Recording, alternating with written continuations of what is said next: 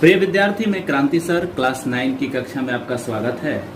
और आज की कक्षा हम लोग पेपर पर ही करेंगे, क्योंकि अत्यधिक गर्मी होने के कारण क्लासरूम में वीडियो बनाने पर मोबाइल ओवरहीट हो जा रहा है और इस कारण वीडियो अच्छी तरह से बन नहीं पा रहे हैं। तो चलिए हम अपनी कक्षा को शुरू कर रहे हैं। और पिछली कक्षा में हम लोगों ने विस्थापन और दूरी के बारे में स्टडी किया था और इसमें मैंने आपको दिखाया था कि यदि आपके पास कोई बिंदु ए है और दूसरा बिंदु यदि बी है, तो ए एवं बी के बीच यदि कोई कण गति कर रहा है तो इस कण द्वारा पथ तय किए गए जो पथ की लंबाई होती है वो लंबाई जो कही जाती है दूरी कही जाती है। ओके। और तो ए और बी के बीच में कई सारे पथ हो सकते हैं, इसलिए ए और बी के बीच यदि कोई कण गतिशील है तो उसकी कई सारी दूरियां हो सकती हैं। लेकिन मैंने आपको बताया था कि जब दो बिंदुओं के बीच हम सबसे छोटा पथ तय करते हैं तो हम विस्थापन तय करते हैं। ओके। और ये सबसे छोटा जो पथ होता है वो सरल रेखीय पथ होता है। तो ये जो बाकी अगर हम इस पथ का नाम देते हैं तो हम इसको पथ 1, इसको पथ 2, इसको पथ 3 और इसको पथ 4 डिनोट कर रहे हैं। तो यहाँ पर पथ 1, 3 और 4 जो होंगे वो कहे जाएंगे आपको दूरी, और पथ 2 जो होगा वो कण का विस्थापन कहा जाएगा। ओके। तो ये हो गई आपकी दूरी, और ये जो है पथ 2 जो है ये आपका हो गया विस्थापन। ओके। तो थोड़ा सा गौर करते हैं कि अब यहाँ मैंने ये जो बातें बताई हैं ये बातें पिछले क्लास की हैं। ठीक है। आज की क्लास में हम लोग क्या पढ़ने वाले हैं? आज की क्लास में हम लोग कुछ न्यूमेरिकल करेंगे और इस न्यूमेरिकल में हम यहाँ पर मैं आपको दिखा रहा हूँ कि मैं कुछ न्यूमेरिकल बनाऊंगा और उस न्यूमेरिकल को आप समझिएगा जो दूरी और विस्थापन पर आधारित है।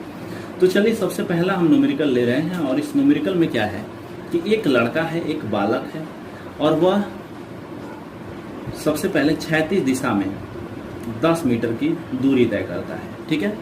वो पॉइंट ए से चलता है और पॉइंट बी तक पहुंचता है और इस क्रम में वह कितनी दूरी तय करता है? 10 मीटर की दूरी तय करता है, जिसको मैंने यहाँ पर पथ में दिखाया है। ओके। इसके बाद क्या होता है कि यह लड़का पॉइंट बी पर जब पहुँचता है तो यहाँ से वो उदग्र दिशा में, ऊपर की दिशा में गति करते करते ये पॉइंट सी पर पहुंचता है और इस क्रम में इसके द्वारा जो तय की गई दूरी है वो दूरी हो जाती है। फिर वो 10 मीटर की दूरी तय कर लेता है। इसका मतलब ए से बी तक क्षैतिज दिशा में 10 मीटर की दूरी और बी से सी तक क्षैतिज दिशा में कितनी दूरी? 10 मीटर की दूरी तय करता है। तो इस प्रकार कण या ये बालक जो है, अगर आप इसको बालक डिनोट कर रहे हैं, ये आपका बालक हो गया। ये बालक ए से बी और बी से सी के बीच में एक पथ तय करता है और आपको इस बालक द्वारा तय किए गए पथ की लंबाई तथा बालक द्वारा तय किए गए विस्थापन का मान प्राप्त करना है। ओके। तो चलिए शुरू करते हैं। हमको ज्ञात करना है विस्थापन एवं इसके तय की गई दूरी क्या होगी। ओके। तो चलिए विस्थापन और दूरी को हम प्राप्त करने के लिए सबसे पहले हम विस्थापन और दूरी की परिभाषा लेते हैं। तो दूरी किसको कहते हैं? आपको याद होगा तय किए गए पथ की लंबाई। तो तय किए गए पथ की जो लंबाई होगी वो कितनी होगी? थोड़ा सा गौर करते हैं। ये ए से बी जा रहा है और बी से सी जा रहा है, इसका मतलब तय की गई दूरी होगी पथ ए बी प्लस पथ बी सी। यही ना होगी जी? ए बी और BC होगी। तो AB कितना है? 10 मीटर है और BC की भी कितना है? 10 मीटर है। इसका मतलब तय किए गए पथ की कुल जो लंबाई होगी वो कितनी हो जाएगी? 10 + 10 = 20 मीटर हो जाएगी। ओके। तो ये तय किए गए पथ की लंबाई हो गई। मैंने आपको पहले ही बताया था कि तय किए गए पथ की जो लंबाई होती है वो हमेशा जुड़ती है। ठीक है। क्योंकि दूरी जो होती है वो हमेशा धनात्मक होती है। अब विस्थापन आपको निकालना है। तो विस्थापन आपको निकालना है, जिसको हम डिनोट कर रहे हैं डेल्टा x से, या आप इसको डेल्टा r से भी सूचित कर सकते हैं। तो विस्थापन बराबर क्या होता है कि दो बिंदुओं के बीच विस्थापन का मान उन बिंदुओं के बीच खींची गई सरल रेखा की लंबाई के बराबर होता है। तो A और C, कण कहाँ चल रहा है? A से चल रहा है और कहाँ पहुंच रहा है? C पर पहुंच रहा है। तो कण की प्रारंभिक स्थिति जो है वो क्या है? A है और अंतिम स्थिति जो है वो क्या है? C है। तो प्रारंभिक से अंतिम स्थिति तक हम एक सरल रेखा खींच देते हैं और ये सरल रेखा AC की जो लंबाई होगी वही आपको क्या बताएगी? विस्थापन बताएगी। ओके, तो यहाँ पर देखेंगे विस्थापन बराबर सरल रेखा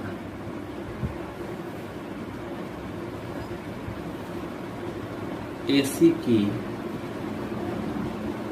लंबाई।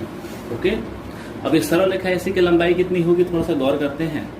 सरल रेखा AC की जो लंबाई होगी, तो आप थोड़ा सा देख लीजिए इसको।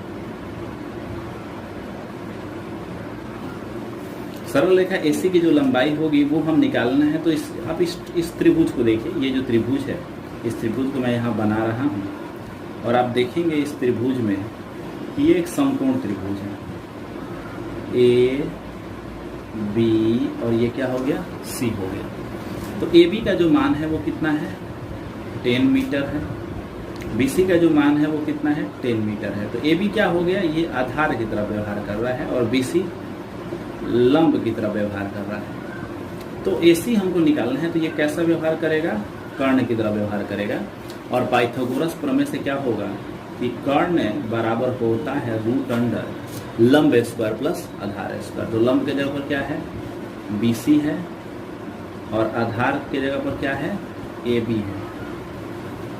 ओके, तो ये हो जाएगा रूट अंडर 10 का स्क्वायर और प्लस 10 का स्क्वायर बराबर क्या हो जाएगा, बराबर हो जाएगा रूट अंडर 100 प्लस 100 बराबर हो जाएगा 10√2 मीटर।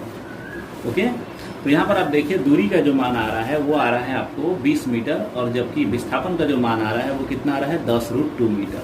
10√2 जो होगा उसका 10√2 का अप्रोक्सीमेटली जो मान हो जाएगा वो हो जाएगा 10 गुने 1.73 मीटर। तो लगभग इसको हम कितना लिखेंगे, 10 गुने 1.7 हम मान लेते हैं। इस बाकी के राउंड फिगर को हम नगण्य मान लेते हैं, उसके प्रभाव को हम नगण्य मान लेते हैं। तो ये हमारा हो जाएगा बराबर अप्रोक्सीमेटली या लगभग 17 मीटर। अब ये देखिए विस्थापन जो है 17 मीटर आया और दूरी का मान जो है वो 20 मीटर आ रहा है। और इससे स्पष्ट है कि हमने पहले भी आपको बताया है कि विस्थापन का मान हमेशा दूरी से छोटा होता है। S हमेशा छोटा या बराबर होता है विस्थापन। देखिए यहाँ पर विस्थापन कितना है, 20 है और दूरी कितनी है, 17 है।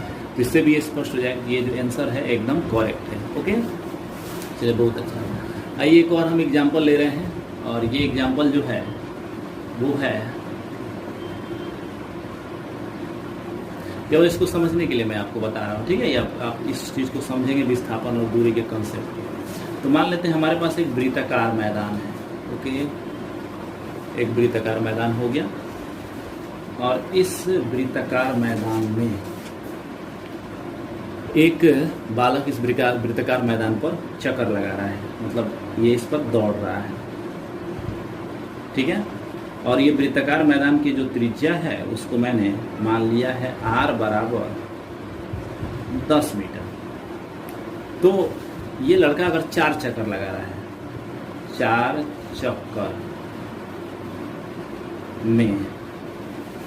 चक्कर में हमको कैलकुलेट करना है कि इसका विस्थापन एवं इसकी दूरी कितनी में 4 चक्कर में तय की गई दूरी एवं विस्थापन क्या होगा। ओके, ये हमको कैलकुलेट करना है। आइए हम यहाँ कैलकुलेट कर रहे हैं, यही हम कैलकुलेट कर दे रहे हैं, कोई दिक्कत। तो चलिए 4 चक्कर में, तो सबसे पहले ये देखिए कि हमको एक चक्कर में कितनी दूरी तय होती है। तो एक चक्कर में तय की गई दूरी कितनी होगी, इसको हम S मान लेते हैं। ये पूरा S नहीं है, मतलब एक चक्कर में तय की गई दूरी है। और इसको हम लिखेंगे, देखिए एक चक्कर में अगर आप दूरी तय कर रहे हैं, अगर लड़का एक चक्कर लगा रहा है इस मैदान पर, तो ये तो इसकी परिधि पर नहीं लगाएगा ना चक्कर। और इसका मतलब है कि अगर एक चक्कर लगाने में वो पूरी एक परिधि पर एक बार घूमता है, इसका मतलब तय की गई दूरी पथ की लंबाई परिधि के बराबर होगी। तो S बराबर कितनी होगी, परिधि एक चक्कर में बराबर 2 पाई कितना हो जाएगा, R हो जाएगा। ओके, तो ये चूंकि एक चक्कर में लगने तय की गई दूरी है, इसलिए 4 चक्करों में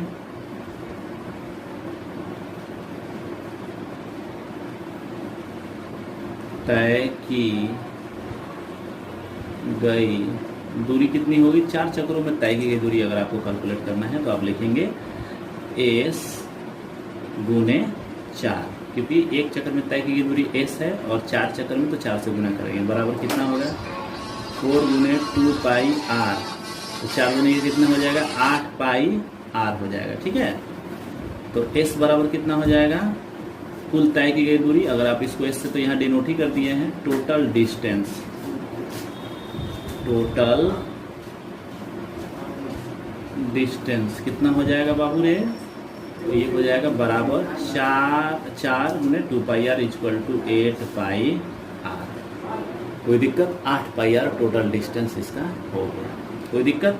अब देखिए यहाँ पर मान रख दीजिए 8 गुने 3.14 गुने 10, और ये मीटर में हो जाएगा और ये आपका दूरी का मान हो जाएगा, कोई दिक्कत, ये आपका आंसर प्राप्त हो गया।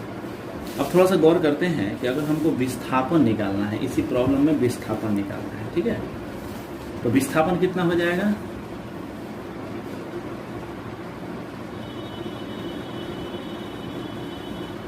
ठीक है, विस्थापन थोड़ा सा देख लेते हैं, इसको बढ़िया से देख लेते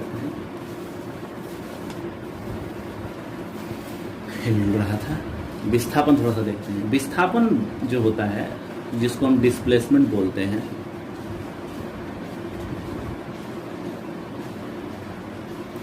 तो डिस्प्लेसमेंट का जो मान होता है वो क्या बताता है कि अंतिम स्थिति और प्रारंभिक स्थिति का अंतर बताता है। लेकिन यहाँ पर आप देखिए कि यदि एक लड़का किसी मैदान के चारों तरफ बने वृत्तीय पथ पर 4 चक्कर लगाता है तो क्या होता है, पॉइंट ए है जहाँ से वो शुरू कर रहा है, अगर वो 1 चक्कर लगा रहा है तो वापस कहाँ आएगा, पॉइंट ए पर आएगा।